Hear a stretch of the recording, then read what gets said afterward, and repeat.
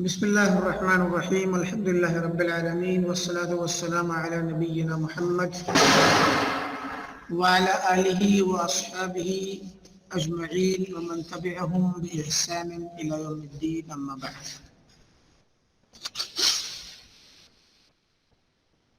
فرق کے مادے میں مشائخ ہماری بات چل رہی تھی. آخری بات جس پہ ہم رکے تھے وہ تھی اسباب افتراق. اس میں آپ لوگوں نے اپنی طرف سے ماشاءاللہ کئی ایک چیزیں بیان کی تھی اور ان میں سے ایک بات جو آخری آئی تھی وہ تھی کہ بہت سارے ادیان، بہت ساری پرانے، چاہے وہ آسمانی دین ہوں چاہے وہ انسانی وضع کردہ ادیان باطلہ ہوں، اور پرانی ثقافات، پرانی تہذیبوں سے اسلام متاثر ہوا. اب اسلام متاثر نہیں ہوا، اہل اسلام متاثر ہوئے. اصل میں تو مراد ہے کہ وہ کہا جاتا ہے اسلام متاثر ہوا. اسلام مطلب وہ اسلام جو لوگوں میں دکھتا ہے، اہل اسلام میں دکھتا ہوا اسلام ظاہر وہ متاثر ہو چکا ہے وہ والا اسلام. تو اسی طرح سے یہ چلتی ہے تعبیر، ورنہ اصل حقیقت کے حساب سے اسلام متاثر کسی سے نہیں ہوتا. الاسلام یعلو ولا یعلی علیہ، اسلام تاثیر ڈالتا ہے، متاثر نہیں ہوتا. لیکن اہل اسلام جو اسلام کو علم اور ادلہ کی روشنی میں، علم کی روشنی میں نہیں لیتے اور جہل کے ساتھ جو لوگ اس کو اپناتے ہیں، ان کے ہاں اسلام کی جو شکل ہوتی ہے وہ متاثر ہو چکی ہوتی ہے جہالت سے، جاہلیت سے اور ادیان باطلہ اور ثقافت باطلہ سے. اس کے بعد ہم نے کچھ اور چیزیں کی تھی. مطلب آپ نے کیا نام ہے بیان کیا تھا، تقریباً ساری چیزیں آ گئی تھی. کچھ چیزیں تعصب ہے، جیسے دیکھ لیجیے بذات خود تعصب بھی ایک وجہ ہوتی ہے جو کیا نام ہے سبب بنتی ہے. تعصب یعنی ایک بندہ ہے جو کوئی بڑا اسکالر ہے، کوئی عالم ہے، اور اس سے لوگ ظاہر ہے متاثر ہوتے ہیں اس کے علم اور اس کی فقہ اور اس کی اجتہاد اور اس کی ذہانت اور اس کی محنت اور علم، کوشش، جہود سے. لیکن دھیرے دھیرے جب اس کے اتباع بن جاتے ہیں تو ان اتباع میں تعصب پیدا ہو جاتا ہے. اسی طریقے سے تعصب کسی شخص کے لیے ہو، چاہے تعصب کسی قبیلے کے لیے ہو، تعصب کسی نسل کے لیے ہو، تعصب کسی علاقے کے لیے ہو، تعصب کسی زبان کے لیے ہو، تو کسی بھی رنگ، نسل، زبان، علاقہ، قبیلہ، کوئی بھی چیز، نسب، حسب، کوئی بھی چیز ہو جس میں انسان تعصب کرے تو وہ تعصب اسی اعتبار سے وجہ بنے گا افتراق و انتشار کی.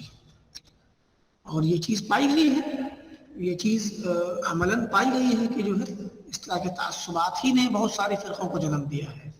ایک آدمی نے کوئی بات کہہ دی تو سیدھے آپ اس کو کہہ دو کہ غلط ہے، بات ختم ہو گئی. صحابہ کرام سے بھی بعض غلطیاں ہوئی ہیں. خلفاء راشدین کے متعلق درجہ تنصیص ہے کہ علیکم بسنتی وسنت الخلفاء الراشدین. اس کے باوجود صحابہ کرام سے، بعض صحابہ کرام سے، بعض خلفاء سے، بلکہ بعض خلفاء سے جو ہے کسی مسئلے میں ان کی منفرد رائے ہونے کی وجہ سے صحابہ ہی نے خود نہیں مانا، چاہے جائے کہ امت مانے. تو ایسا ہوتا ہے اور یہ بشری تقاضا ہے، اور یہ اس بات کی دلیل ہے کہ کوئی بھی انسان معصوم نہیں، اور معصوم اگر ہے تو وہ حق ہے جو کہ کتاب و سنت میں ہے. لہذا تعصب ممنوع ہے اور معیوب ہے، شرعاً مذموم ہے. تقلید اعمیٰ اسی کے نتیجے میں پیدا ہوتی ہے. تعصب کے نتیجے میں تقلید، تو تقلید بھی بس ایک سبب ہے، تقلید بھی ایک سبب ہے فرقہ واریت کا، کہ جب انسان کسی کی اندھا دھند تقلید کرنا شروع کرتا ہے تو اس سے فرقہ واریت پیدا ہوتی ہے. ایسے ہی تقدیم الرأی علی النص، علی العقل، علی النقل، تقدیم الرأی علی النص و تقدیم العقل علی النقل. سمجھے کہ نہیں؟ تقدیم الرأی علی النص، اس میں اور تقدیم العقل علی النقل میں تھوڑا فرق ہے.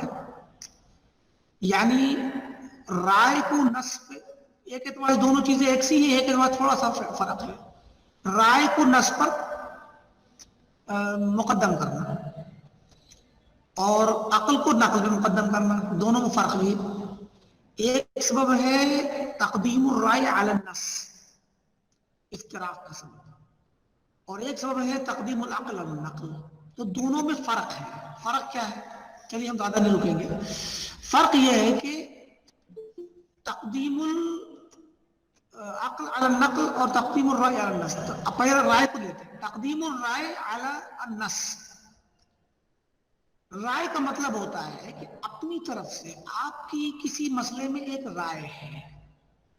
رائے آتی ہے اجتہاد کے نتیجے میں, سمجھے کہ نہیں, قیاس کے نتیجے میں. یا قیاس بھی عقلی اور اجتہاد کا نام ہے.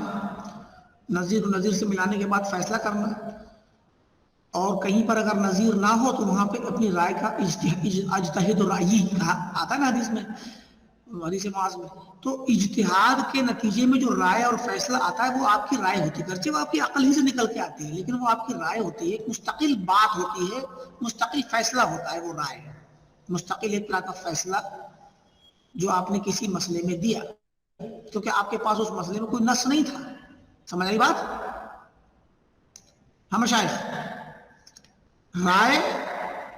رائے کا مطلب ہے کسی مسئلے میں اپنی عقل سے کوئی فیصلہ کرنا, اپنی رائے دینا, اپنا فیصلہ کر دینا کہ اس مسئلے میں یہ بات مناسب لگ رہی ہے. کہتے ہیں نا رائے دیجیے بھائی اپنی. اچھا, اب مان لیجیے کسی امام نے, امام ابو حنیفہ رحمۃ اللہ علیہ نے کسی مسئلے میں رائے دے دی. ان کے پاس حدیث نہیں تھی, ان کے پاس قرآن میں واضح نہیں تھا, مسئلہ تھا ہی نہیں, حدیث بھی نہیں تھی, انہوں نے رائے دے دی اور اجتہاد کیا اور رائے دے دی. لیکن کچھ دنوں کے بعد حدیث سامنے آ گئی, کیونکہ ان تک تو وہ حدیث پہنچی تھی. کہیں اور کسی اور علاقے میں کہیں اور کوئی صحابی گئے ہوں گے, وہاں پر وہ حدیث موجود تھی, تدوین ہو کے وہ حدیث سامنے آ گئی. اب نص بھی آ گیا اور رائے بھی موجود. سمجھ آئی بات؟ وسیم, رائے دی جا چکی ہے اس مسئلے میں, اور اس مسئلے میں نص آ چکا, کیونکہ حدیث مدون نہیں تھی, یا ان کے پاس جو حدیث آئی تھی وہ ضعیف تھی, صحیح سند سے آئی تھی مثلا. اب رائے کا تعلق نص کے مقابلے میں ہوتا ہے, چاہے وجہ کچھ بھی رہی ہو, چاہے اس وجہ سے نص رائے دی گئی ہو کہ حدیث نص تھا نہیں سامنے, کیا اس وجہ سے کہ وہ نص جو جس شکل میں پہنچا تھا وہ شکل معتبر نہیں تھی ان کے یہاں. ٹھیک, رائے نص کے مقابلے میں ہوتی ہے, تو رائے کو نص پر مقدم کریں گے تو یہ مستقل نص کے خلاف ایک نظام کھڑا ہوگا اور ایک فرقہ وارث پیدا ہوگی. اپنی رائے سے آپ اپنا ایک نیا دین بنا لیں. عقل کو نقل پہ مقدم کرنا, اس کا مطلب ہے آپ شریعت کے تمام نصوص, جس کو نقل کہا جاتا ہے, نقل جو منتقل ہو کے آپ تک آئے ہیں اللہ کے رسول صلی اللہ علیہ وسلم سے, آپ ان نصوص کو, چاہے وہ قرآن کے ہوں یا حدیث کے ہوں, ان نصوص کو اپنی عقل سے تولتے ہیں. پہلے آپ اپنی عقل سے تولتے ہیں اور ان کو سمجھنے کے لیے اپنی عقل کو معیار بناتے ہیں. سمجھے کہ نہیں؟ اور اس کے بعد جب آپ کو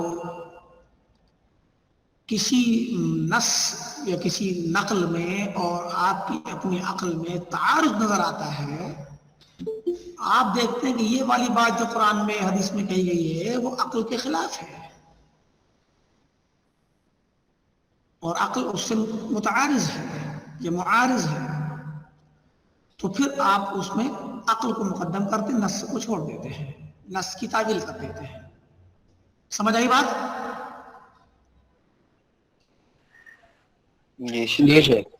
تو یہ ہے تقدیم العقل علی النقل, اور تقدیم الرائے علی النص وہ الگ چیز ہے.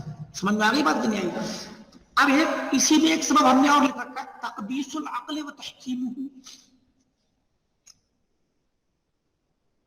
کہ عقل کی کو مقدس ماننا یعنی اس کو بہت بڑا ماننا, وہ تحکیم ہو اور اسی کو حکم ماننا, یہ بھی ایک مستقل سبب ہے. یعنی افتراق فرقہ واریت پیدا کرنے کے لیے ایک سبب مستقل ہے کہ آپ اپنی عقل کو معیار بنائیں. تو عقل کو معیار بنانا بذات خود ایک مستقل سبب ہے. اب جو چیز عقل کے مطابق ہوئی اس کو لے لیا، جو چیز عقل میں نہیں پھنسی اس کو چھوڑ دیا. جو عقل کے مطابق نظر نہیں آئی یا عقل میں نہیں آئی، دونوں چیزیں ہیں.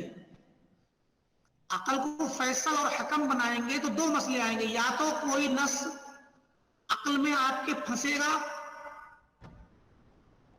اور وہ عقل کے مطابق ہوگا تو آپ لے لیں گے اس کو، اور وہ نصوص جن پر آپ کی عقل سے غلط فیصلے ہوں گے، آپ کی عقل رد کرے گی، وہ دو طرح کے ہوں گے، دو میں سے ایک ہوں گے. یا تو وہ نص آپ کی عقل میں آ ہی نہیں رہا ہے سرے سے، اور فیصلہ آپ نے بنا رکھا ہے عقل کو، جو بات عقل میں آئے گی وہ قبول کروں گا، جو نہیں آئے گی وہ قبول نہیں کروں گا. تو آپ کو جو بات دماغ میں نہیں پھنس رہی ہے، عقل آپ کو قبول ہی نہیں کر رہی ہے کہ ایسا ہو سکتا ہے، تو آپ اس کو نہیں مان رہے ہیں. یہ والی بات کہاں سے آ رہی ہے؟ جب آپ نے عقل کو حکم بنا رکھا ہے، فیصل بنا رکھا ہے.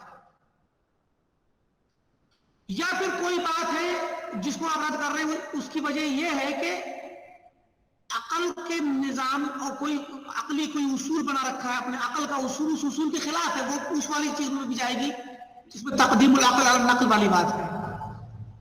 اس کا تعلق عقلی قواعد اور عقلی جو نظام کے بہت سارے قوانین ہیں، عقلی قوانین کے خلاف اگر کوئی نقل جائے گی تو وہاں پر تقدیم اور تاخیر کا مسئلہ آئے گا، تو وہاں آپ مقدم کریں گے عقل کو.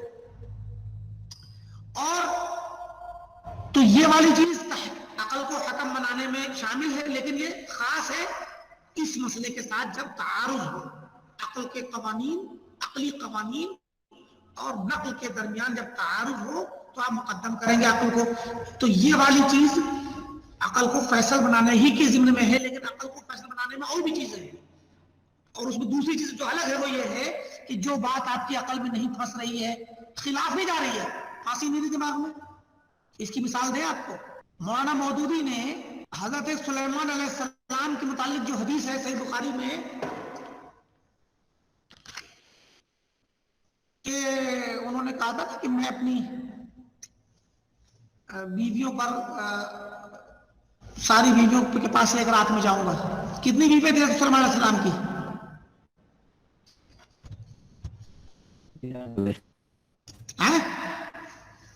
99. 100 تھی نا یا 60 99؟ یا 99. 99 100 جو بھی ہے. 99 عورتوں کے پاس ایک رات میں آدمی اپنی بیویوں کے پاس جائے اور جمع کرے، اور بس باقی انہوں نے کہا تھا کہ سب سے ایک مجاہد پیدا ہوگا، اللہ کی راہ میں جہاد کرے گا. ٹھیک ہے، اب بتائیے مولانا مودودی کہنے لگے کہ رات ہوتی ہے 12 گھنٹے کی، اگر پورا مغرب کے بعد سے شمار کیا جائے، اور اگر 1-2 گھنٹہ عشاء کے بعد کا اگر آپ 2 گھنٹہ لے لیں تو مان لیجیے آج کل جو ہے 6 بجے اذان ہو رہی مغرب کی، تو 8 بجے سے مان لیجیے بندہ نماز پڑھ کے فارغ ہو جائے گا، تو 8 بجے سے پھر وہ سوئے گا صبح 6 بجے تک، 10 گھنٹے. 10 گھنٹے کے اندر 100 عورتوں کی 99 عورتوں کے پاس جانا ممکن ہے؟ کتنے منٹ لگے گا ذرا بتائیے تو، ذرا کیلکولیشن میں جوڑیے. 1 منٹ، 10 گھنٹے کو آپ نے 6 منٹ 600 منٹ آپ کے پاس ہیں، تو 6 سے 600 7 منٹ میں آپ نے کیا نام ہے، لیکن 199 کا ذکر ہے اور زیادہ ہے حدیث میں، دیکھیں تو یاد نہیں آ رہی وہ حدیث کون سی ہے. لَأَطُوفَنَّ اللَّيْلَ تک الفاظ ہیں. سب سے زیادہ 99 سے.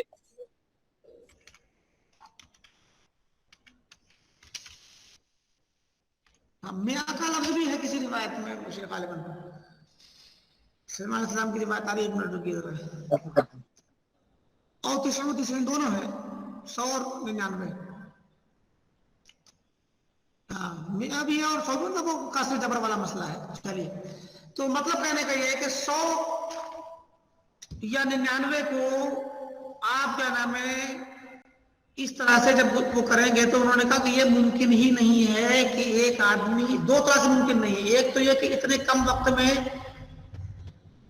آدمی اپنی بیویوں کے پاس مستقل طور پہ جائے اور اتنے کم وقت میں سب کے ساتھ فارغ ہو جائے، ایک تو یہ چیز. دوسری چیز یہ ہے کہ سارے 99 یا 100 عورتوں کے پاس جا کر کے ایک ہی رات میں 100 بار جمع کرے، 100 بار انزال کرے، یہ انسانی اور بشری قوت کے باہر ہے۔ ایک آدمی 100 بار جمع کر کے 100 بار انزال نہیں کر سکتا، اس کی جسم میں اتنی طاقت نہیں ہوتی کہ وہ جو ہے کیا نام ہے 100 بار انزال کرے، سمجھے کہ نہیں؟ اب یہ دونوں چیزیں عقل میں پھنس نہیں رہی ہیں، نہیں آنے دماغ میں، تو کہہ دیا کہ یہ حدیث صحیح نہیں ہے، وہم ہوا ہے راوی کو صحیح بخاری کی روایت پر وہم ہوا ہے، سمجھ رہے کہ نہیں؟ مطلب کہنے کا یہ ہے کہ بلکہ مسلم میں بھی یہ روایت ہے، صحیح بخاری میں دونوں میں ہے، مطلب کہنے کا یہ ہے کہ اب دماغ میں آئی نہیں، سمجھ ہی میں نہیں آ رہا ہے، ایسا ممکن ہے کہ نہیں ہے، تو یہ طریقہ کیا ہوا؟ عقل کو حکم اور فیصل بیان بنانا، سمجھ رہے کہ نہیں؟ عقل کو فیصل بنا دیا ہے آپ نے، جو بات دماغ میں پھنس نہیں رہی ہے، ارے بھائی نبیوں کے چیزوں کو آپ اپنے اوپر قیاس کیوں کرتے ہیں؟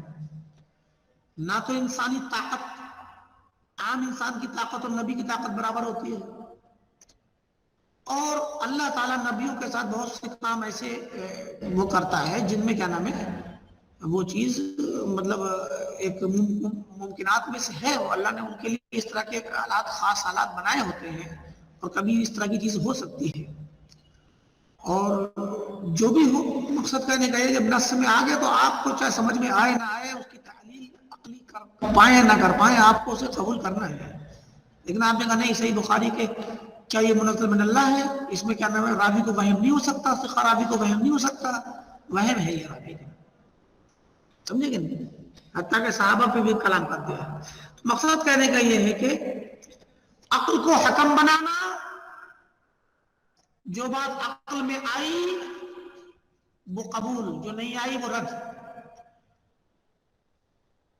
عقل کو نقل پہ مقدم کرنا، اس معنی میں دونوں الگ الگ ہو گئے، حالانکہ پہلے والے میں یہ شامل ہے،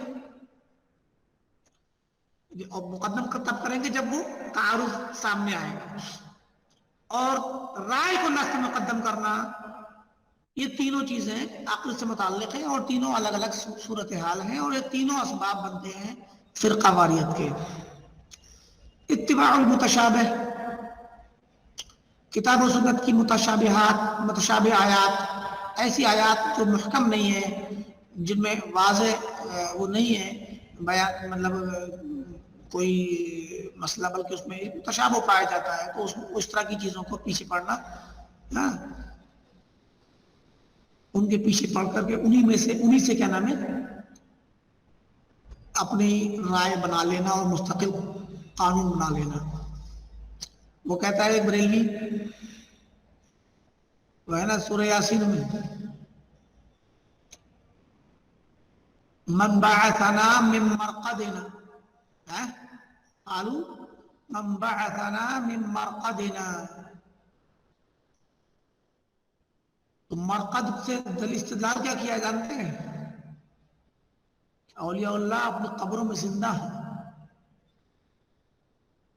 کیونکہ ترجمہ کرتا ہے کہ وہ کہیں گے کہ ارے، اور یہ کفار کے حق میں یہ آیت ہے، اور استدلال کیا ہے اولیاء کے حق میں، اولیاء کہیں گے قیامت کے دن ارے ہم تو آرام سے سو رہے تھے، ہمیں کس نے جگا دیا؟ سمجھ آ رہی بات کہ نہیں آ رہی؟ راقد یرقد سونا ہوتا ہے نا، آرام سے نیند لینا، ہم تو آرام سے سو رہے تھے، ہمیں کس نے جگا دیا؟ تو یہ ایسے ہی کیا نام ہے، تو مطلب کہنے کا یہ ہے کہ کچھ ایسے الفاظ جن سے سیاق و سباق سے قائد کر کے مفہوم نکل سکتا ہے، یا جن کا میننگ واضح نہیں ہے، دونوں طرح کا احتمال ہے، کچھ اس طرح کی چیزیں ہوتی ہے، تو یہ لوگ کیا کرتے ہیں ان کو پکڑ کر کے انہی سے اپنی رائے بنا لیتے ہیں۔ خوارج نے جملہ پکڑ لیا، کیا نام ہے ان الحکم الا للہ، بس کافی ہے. ومن لم يحكم بما انزل الله فاولئك هم الكافرون. بس پکڑ تفصیلات میں جائے بغیر، حقیقت کو سمجھے بغیر اور معنی اور مفہوم کو سمجھے بغیر. تو اب متشابہات کے پیچھے پڑنا یہ فَأَمَّا الَّذِينَ فِي قُلُوبِهِمْ زَيْغٌ، ان لوگوں کی دلیل علامت ہے جن کے دلوں میں زیغ ہے، کجروی ہے، انحراف ہے جن کے دلوں میں. وہ لوگ فَيَتَّبِعُونَ مَا تَشَابَهَ مِنْهُ ابْتِغَاءَ الْفِتْنَةِ، ابتغاء فتنہ برپا کرنا چاہتے ہیں اور تعویل کرنا چاہتے ہیں، جبکہ اس کی تعویل ما یعلم تأویلہ الا اللہ والراسخون فی العلم. چلیے تو یہ اس طرح کے علاوہ یہ بہت سارے اسباب ہیں. اس میں بعض لوگوں نے اسباب کو دو قسموں میں بانٹا ہے کہ اسباب خارجیہ، اسباب داخلیہ. آپ بانٹ سکتے ہیں، لیکن بہرحال وہ مجموعی طور پر یہ اہم اسباب ہیں. اور بہت سارے اسباب ہیں جو آپ کیا نام ہے خارجیہ میں وہ آئیں گے، مثلا جو باہری اسباب ہوتے ہیں جن میں باہری ادیان سے متاثر ہونا، باہری ثقافات سے متاثر ہونا، یا دوسرے ادیان والوں اور دوسرے لوگوں کی سازشیں ہیں. یہودیوں کی سازشیں ہمیشہ رہی اسلام میں فرقہ وارد پیدا کرنے کی. عبداللہ بن سبا ابن السوداء یمن کا ایک یہودی اسلام کا لباس اوڑھ کر کے، لبادہ اوڑھ کر کے اور مسلمان بن کر کے آیا، اور اس نے کتنا فرقہ وارد پھیلائی اور انتشار پھیلایا. تو یہودیوں کی سازش رہی ہے، ہمیشہ سے رہی ہے کہ وہ کیا نام باہری اسباب میں یہود و نصارہ کی. آپ دیکھیے قدریہ کا فرقہ جب وجود میں آیا تو آپ دیکھیں گے کہ غیلان دمشقی وغیرہ جنہوں نے کیا نام ہے یہ بات سب سے پہلے کہی تھی، تو یہ سب وہیں کیا نام ہے پیچھے ان کے تانے بانے یہودیوں سے ملتے جا کر کے، نصارہ سے ملتے ہیں. ابان بن سمعان کے نام سے ایک نصرانی، تو اس طرح کے لوگوں کے نام کی طرف جا کے پہنچتی ہیں ان کی کیا نام روایات، سمجھے کہ نہیں.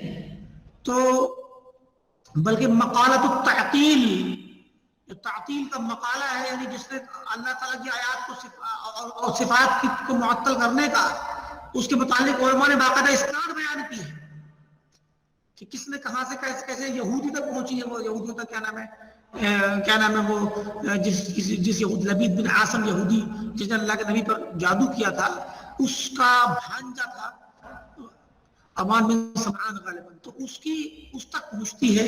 تو مراد ہے کہ علماء نے اس طرح سے نکالی ہے. تو یہ اسباب خارجیہ ہیں، یہ اسباب خارجیہ ہے. اسباب داخلیہ آپس کے اندر وہی جہل ہے، اعراض عن العلماء، غلو اور بہت سی سوء فہم، اتباع ہوا، تعصب، تقلید، یہ تقدیم الرائے علی النص، یہ اور فلسفے سے متاثر ہونا، منطق اور فلسفے کو داخل کرنا، عقلی علوم کو اسلام میں داخل کرنا، یہ اسباب خارجیہ میں سے آئے گا. تو کچھ انہی کو آپ آپس میں دیکھ کر کے اسباب داخلیہ اور خارجیہ بنا سکتے ہیں. چلیے اب آتے ہیں اہل سنت والجماعہ پر. یہ مختصر سا چھوٹا سا ایک مقدمہ، ہلکی ہلکی چھوٹی چھوٹی باتیں تھیں جو آپ لوگوں کو بتائی گئی ہیں. اب آتے ہیں سب سے پہلے ہم اہل سنت والجماعت پر ان کے مختصر تعارف لیں گے. باقی تو آپ اہل سنت کا عقیدہ جان چکے ہیں، ان کے بارے میں آپ جانتے ہیں کہ اہل سنت والجماعت کا کیا عقیدہ ہے، اور ساری چیزیں اب تک تو آپ پڑھتے ہوئے آ رہے تھے، اور ان کے متعلق آپ نے جو کتاب پڑھی ہیں سب عقیدے کی، ساری کی ساری کتابیں اہل سنت کا عقیدہ ہے، اسی میں اہل سنت کا منہج بھی ہے. لیکن مختصر سا ایک ہلکا سا ایک وہ لیں گے اس کے بارے میں. اہل سنت والجماعت، اہل سنت والجماعت میں سب سے پہلے سنت کا مفہوم آپ جانتے ہیں. آپ نے پچھلی بار عقیدے لفظ پہلا پڑھا تھا کہ وَنَتَّبِعُ السُّنَّةَ وَالْجَمَاعَةَ. تو سنت کا مفہوم طریقۃ النبی صلی اللہ علیہ وصحابہ فی القول والعمل ہم نے بتایا تھا. تو یہ سنت اصل عقیدے کے باب میں سنت یہی ہے کہ طریقۃ النبی و اصحابہ، کیونکہ ما انا علیہ و اصحابہ. عقیدے کے باب میں سنت، یہاں پر جب سنت کا نام ہوتی ہے تو اس سنت کو کے مقابلے میں بدعت ہوتی ہے. ورنہ سنت کا مفہوم آپ دیکھیں گے کہ جو سنت کا معنی لغت میں طریقہ ہوتا ہے. سنت کیا نام ہے محدثین کے یہاں حدیث اور سنت ایک ہی چیز ہے. سنت فقہا کے نزدیک الگ ہے، مستحب اور مندوب کے معنی میں ہے. اور اصولیین کے نزدیک سنت کہتے ہیں کہ وہ حدیث یا وہ قول عمل اور تقریر، اللہ کے نبی کا وہ قول یا وہ عمل اور یا وہ تقریر جو کسی مسئلہ شرعیہ کے لیے دلیل بن سکے وہی سنت ہے، باقی نہیں. سمجھے کہ نہیں؟ تو الگ الگ مفاہیم ہے، لیکن فقہ کی اور عقیدے کی اصطلاح میں، عقیدے میں سنت کا مفہوم ہے طریقۃ النبی صلی اللہ علیہ وسلم فی القول والعمل. قول و عمل میں یعنی مطلب قولا و عملا، اپنا قول اور اپنے عمل میں جو آپ کا طریقہ ہے، یعنی پورا کا پورا دین جو آپ کا. اب اس میں حدیث بھی شامل ہے، اس میں حدیث، کیونکہ اللہ کے نبی کا جو طریقہ ہے آپ کے اپنے قول میں اور اپنے عمل میں، وہ آپ کی حدیث کے مطابق ہے اور کتاب قرآن کے مطابق ہے. یعنی طریقۃ النبی جو ہے وہ قرآن کے مطابق ہے اور حدیث کے مطابق ہے. لیکن قرآن یہ اسلام کا ایک مصدر ہے، اسلامی مطلب تعلیمات کا اور عقائد و شرائع کا. ایسی سنت یا حدیث بھی، اور سنت بھی مستقل طور پہ حدیث کے معنی میں، اور سنت وہ بھی ایک مصدر ہے. ان دونوں مصادر سے نکل کے جو عملی، قولی اور عملی زندگی کا طریقہ بنا اللہ کے نبی کا، وہ سنت ہے عقیدے کے باب میں. اسی کو ما انا علیہ واصحابی کہا گیا ہے. سمجھ میں آ رہی بات کہ نہیں مشائخ؟ جی شیخ. جماعہ کیا ہے؟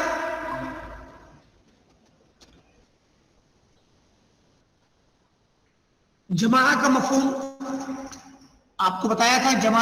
جماعت سے مراد مسلمانوں کی جماعت، اور سب سے پہلے مسلمان کون ہیں؟ صحابہ کرام. قرآن میں ابھی پیچھے ہم نے پرسنل تو بتایا آپ کو پچھلے والے محاضروں میں کہ جو ہے قرآن کی وہ آیت میں یشاقق الرسول من بعد ما تبین له الهدى ويتبع غیر سبیل المؤمنین. تو سبیل المؤمنین جو ہے وہی جماعت ہے. ما انا علیہ واصحابی، اصحابی ہی جماعت ہے. تو سنہ والجماعہ اصل میں حالانکہ سنہ کے اندر طریقۃ النبی و طریقۃ الصحابہ آ گیا، طریقۃ الجماعہ خود ہی آ گیا اس کے اندر. سنہ میں طریقۃ الجماعہ آ چکا، لیکن جماعہ کو مستقل طور پہ کیوں رکھتے ہیں اور کیوں رکھا گیا؟ اس میں ایسا ہوتا ہے کہ دیکھیں، سنت کے لفظ میں طریقہ جاننے کے لیے علم کی ضرورت ہوتی ہے. اللہ کے نبی کا طریقہ کیا تھا؟ آپ نے تو اللہ کے نبی کو دیکھا نہیں، ہم نے دیکھا نہیں. ہم تو آپ کے طریقے کو جان کر کے، علم سیکھ کر کے نا جان پائیں گے. اچھا، تو طریقت سنت کو جاننے کے لیے علم کی ضرورت ہے، اور چاہے وہ اللہ کے نبی کا طریقہ اور صحابہ کا طریقہ ہو. لیکن جماعت جو ہے چونکہ صرف صحابہ کے ساتھ خاص نہیں ہے، بلکہ ابھی آگے ہم بتائیں گے کہ جماعت جو ہے صحابہ، اس کے اولین جماعت صحابہ ہے، پھر ان کے متبعین جو قیامت تک آئیں گے وہ بھی جماعت ہے. سنت وہی رہے گی، سنت جو ہے وہی رہے گی، طریقۃ النبی واصحابی ما انا علیہ واصحابی، سنت تو وہی رہے گی. لیکن جماعت جو ہے اسی سنت کے مطابق عمل کرنے والی جماعت، جو متبعین صحابہ جو جماعت ہوگی، قیامت تک وہ جماعت مستقل طور پہ قائم رہے گی. تو جماعت کو ایک تو اس لیے الگ سے بیان کرتے ہیں کہ جماعت چونکہ صرف صحابہ کے ساتھ خاص نہیں ہے، بلکہ صحابہ کے طریقے پہ جو بھی جماعت ممتد ہوتی چلی جائے گی، امتداد اس میں ہوتا جائے گا، وہ جماعت میں شامل ہوتا جائے گا. اچھا، دوسرا یہ کہ سنت کو تو جاننے کے لیے آپ کو باقاعدہ علم کی ضرورت پڑتی ہے، سیکھنا ہے. لیکن ہر آدمی پڑھا لکھا نہیں ہوتا، نہ ہر آدمی کے پاس وقت ہے کہ پوری تفصیل سے سنت کو جان پائے. تفصیل سے سنت نبوی اور سنت صحابہ یا ما انا علیہ واصحابی کا تفصیلی علم ہر انسان نہیں لے سکتا. تو پھر وہ جماعت کو دیکھ کر کے سیکھے گا. سمجھے کہ نہیں؟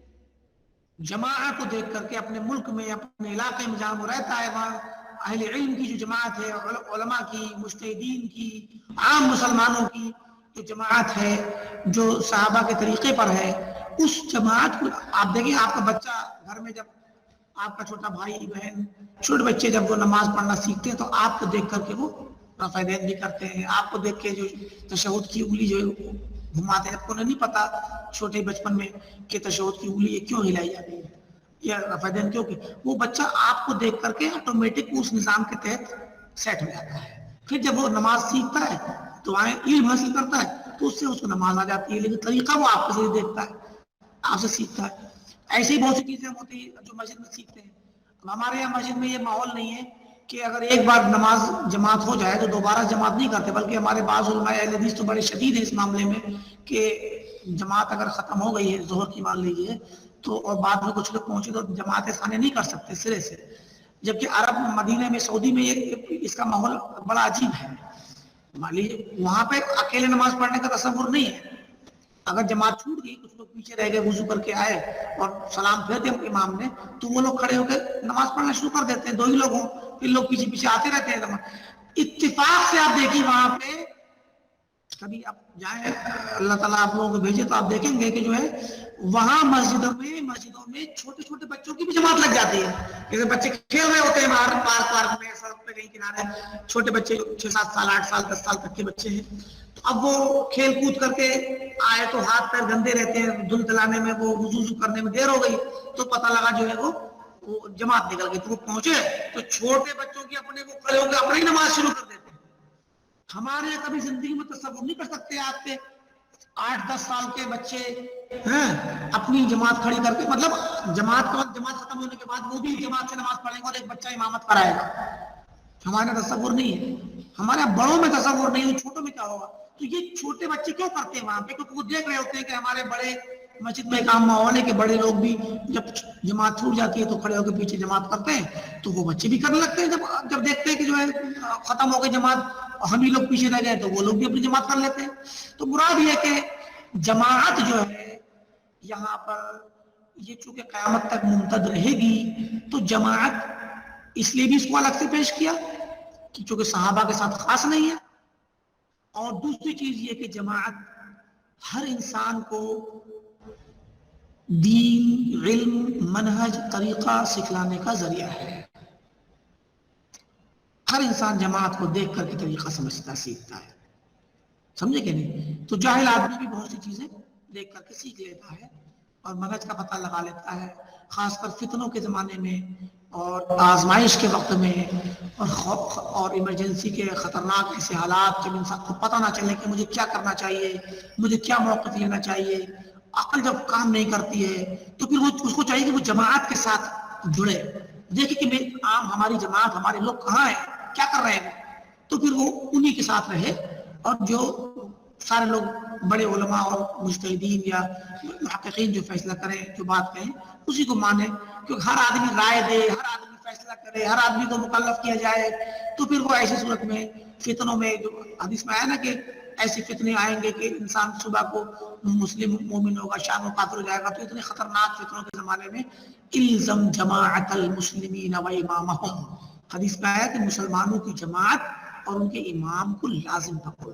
تو اسی لیے جماعت کا بہت خاص کردار ہے، اسی لیے اس کو الگ سے پیش کرتے ہیں.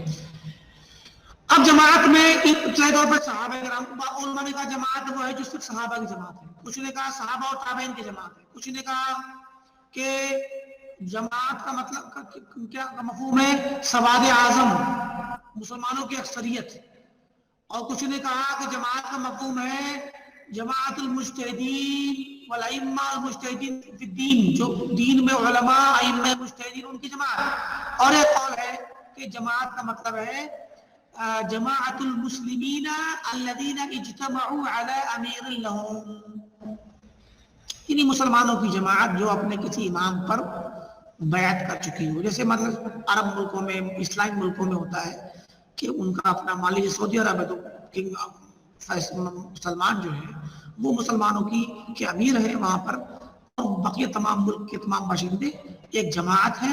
تو وہ جماعت کا مطلب تعلق یہاں پہ سیاسی نظام سے ہے کہ سیاسی طور پر مسلمانوں کا ایک قائد ہو اور اس قائد کے ہاتھ پہ انہوں نے بیعت کر رکھی ہو. تو یہ بھی اس کا نام بھی جماعت ہے. اس کو بھی حدیث اور قرآن و حدیث میں جماعت کہا گیا ہے. سمجھے کہ نہیں؟ تو یہ بھی جماعت ہے سیاسی طور پہ جو کسی امیر کے ہاتھ پر پہلے سے بیعت کر چکے ہوں.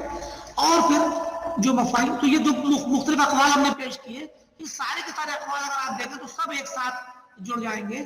مثلا صحابہ، تابعین اور ان کے متبعین قیامت تک، یہ جماعت بالکل ٹھیک ہے۔ انہی لوگوں میں ائمہ مجتہدین اور علماء پائے جاتے ہیں، اور جو علماء اور ائمہ مجتہدین، مان لیجئے کوئی شخص ہو جو کہ عالم بھی ہو اور مجتہد ہو اور ان کے طریقے پہ نہ ہو، تو وہ امام اور مجتہد کتنا ہی بڑا ہو، اس کی کوئی حیثیت نہیں، سمجھے کہ نہیں؟ وہ امام ضلالت ہے، امام فرقہ ہے، کسی خاص فرقے کا امام ضلالت ہے۔ لیکن جو امام، جو عالم، جو مجتہد صحابہ اور تابعین اور اوصاف کے طریقے پہ ہوگا، کتاب و سنت کے مطابق اس کا منہج ہوگا، وہی اصل امام اور عالم ہے۔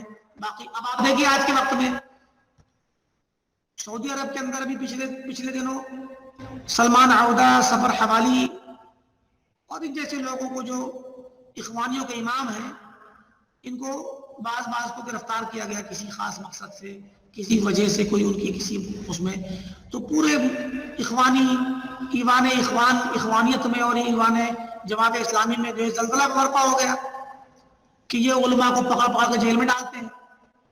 ارے بھائی وہ آپ کی علماء ہیں، اصل علماء نہیں ہیں۔ علماء عالم وہ ہے جو کتاب و سنت کے مطابق علم رکھتا ہو اور بکھیرتا ہو۔ ویسے تو عالم بہت موجود ہیں، یہودیوں کے بھی عالم ہوتے ہیں حاخام، نصرانیوں کے بھی عالم ہوتے ہیں، مجوسیوں کے بھی عالم ہوتے ہیں، تو کیا وہ عالم شمار ہوں گے؟ عالم وہ ہے انما یخشى اللہ من عباده العلماء، تو علم وہ ہے جو کتاب و سنت کے مطابق ہو، اور اصل عالم وہی ہے، ورنہ جو کسی فرقے کا یا کسی دین دیانت دھرم کا عالم ہے وہ امام ضلالت ہے، امام گمراہی ہے۔ ہاں بات سمجھ آ رہی کہ نہیں آ رہی؟ کچھ چیزیں ہم نے شاید اضافی بتا رکھی تھی، محمد سرور زین العابدین اخواننا، پتہ نہیں کیا اخوانی ہے، کیا قسم لکھا ہوا ہے اس میں۔ خیر مثال ہم نے یہاں غالباً یہی دی رکھی تھی، محمد سرور زین العابدین سروریوں کا جو امام ہے، سروری۔ سعودی عرب کے اندر آپ کو اخوانی یا جماعت اسلامی نہیں ملیں گے، سروری ملیں گے، جو عقیدے کے اعتبار سے ظاہری طور پر ظاہری عقیدے کے جو عمومی مسائل ہیں ان میں آپ کے ساتھ اہل حدیث اور سلفی لگیں گے آپ کو، لیکن اندر سے وہ اخوانی ذہن ہے ان کا، تو وہ سروری ہیں۔ انہی میں عائز قرنی ہے، محمد عریفی ہے، سلمان عودہ ہے، سفر حوالی ہے، یہ لوگ جو کیا نام ہے سب سروری اخوانی ہیں۔ تو ان کو اخوانی نہ کہہ کہ سروری کہا جاتا ہے، ٹھیک ہے، اصل ان پر اطلاق یہی ہوتا ہے۔ تو من جملہ سنت اور جماعت کا مفہوم سمجھ لیا۔ اور رہی بات سیاسی طور پہ اس کی، تو سیاسی طور پہ ظاہر ہے جو لوگ صحابہ کرام اور متابعین و متبعین السلف ہیں، وہ جہاں بھی ہوں اور وہاں پر اگر امام ہو ان کا، امام سے مراد یعنی حاکم، تو اس کے ہاتھ پر بیعت بھی کرتے ہیں اور اس کی اطاعت بھی کرتے ہیں، اس کے خلاف خروج کرنا، اس کی بغاوت کرنا حرام سمجھتے ہیں۔ اہل سنت کا یہ اصول ہے کہ حاکم کے ہاتھ پر بیعت کی جائے گی، چاہے وہ فاسق ہی کیوں نہ ہو، اور اس کے خلاف خروج اور بغاوت کرنا حرام ہے۔ تو اہل سنت والجماعت اور جو ہے سلف صالحین کے متبعین ان تمام چیزوں کو شامل۔ رہی بات سواد اعظم والے قول کی، تو سواد اعظم والا قول اس معنی میں تو مردود ہے اگر اس سے مراد کثرت ہو، سواد اعظم سے مراد کثرت ہو تو یہ مردود ہے، کیونکہ کثرت شریعت میں اسلام میں کبھی بھی معیار نہیں۔ وَإِن تُطِعْ أَكْثَرَ مَنْ فِي الْأَرْضِ يُضِلُّوكَ عَنْ سَبِيلِ اللَّهِ، اگر آپ زیادہ تر لوگوں کی پیروی کریں گے تو گمراہ کر دیں گے۔ تو وَقَلِيلٌ مِّنْ عِبَادِيَ الشَّكُورُ، تو کثرت کبھی بھی معیار نہیں رہی ہے اسلام میں حق کا۔ یہ اور بات ہے کہ مجموعی طور پہ مسلمانوں میں اکثریت جو مسلمان ہیں وہ ظاہر ہے پوری تمام امتوں میں سب سے بڑی امت اسلام، مسلمانوں کی یہ امت ہے، اسلامی امت اسلامیہ ہے، اس اعتبار سے سواد اعظم امت اسلامیہ کو کہا گیا ہے۔ لیکن پیور حق پر خود حدیث فرقہ فرقت الثلاث والسبعین جو ہے، حدیث افتراق، وہ خود مطلب وضاحت کرتی ہے کہ اکثریت جو ہے حق سے ہٹی ہوئی ہے۔ کلھا فی النار الا واحدہ کہہ کر کے بتلا دیا کہ گرچہ اسلامی امت دوسری امتوں کے مقابلے میں سواد اعظم ہے، جیسے کہ وہ حدیث 70,000 والی روایت میں آیا ہے बताई थी आपको कि अवाम उन्नास जो गुमराह फिरकों के अवाम होते हैं, उनके इमामों के तहत चलते हैं, वो बेचारे फितरत के एतबार से तो बहुत सारे मसाइल में उनके भी मुताबिकत नहीं रखते, फितरतन वो सही अकीदे पर रहते हैं। बहुत सारे आपको देखेंगे बरेलवी हैं, देवबंदी हैं, उन्हें कोई मतलब ही नहीं है अपने इमामों से, आलिमों से।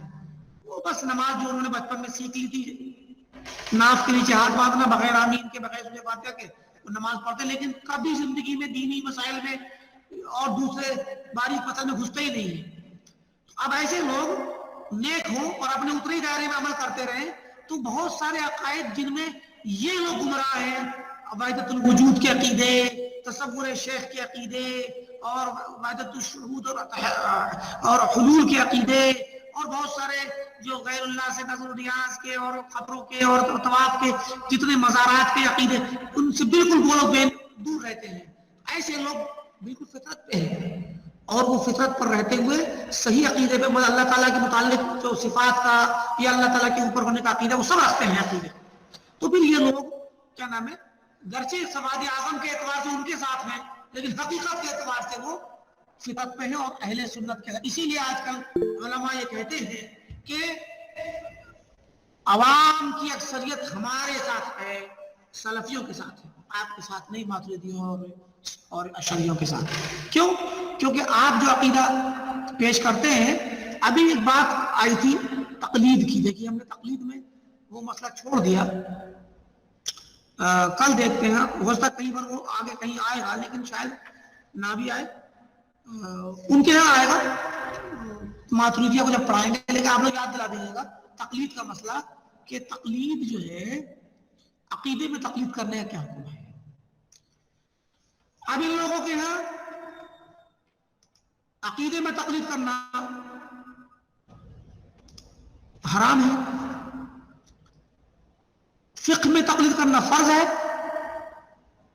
अमलियात में और अकायद में तकलीद करना हराम है।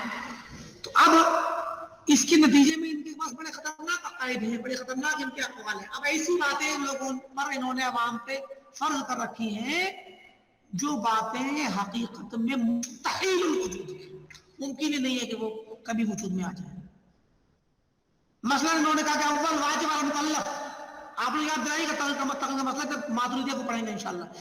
अव्वल वाजिब अल मुकल्लफ क्या है, सबसे पहला वाजिब मुकल्लफ पर क्या होता है। जो बंदा 12 साल 13 साल जब सिन्न बुलूग को पहुंचा, अक्ल और दूसरी चीजों की सलामती के साथ सिन्न रुश्द को पहुंचा और वो मुकल्लफ हुआ, अव्वल वाजिब मुकल्लफ पर क्या है। तो मातुरिदिया और अशायरा के यहाँ अव्वल वाजिब है कायनात पर नजर डाल करके गौर करना और अल्लाह ताला के वजूद पर इस्तिदलाल करना। अन्नज़र वल इस्तिदलाल, अन्नज़र वल इस्तिदलाल, ये सबसे पहला वाजिब है और इसको अदा करना फर्ज है। मशाइख, कभी नजर और इस्तिदलाल किया आप लोगों ने कि नहीं किया?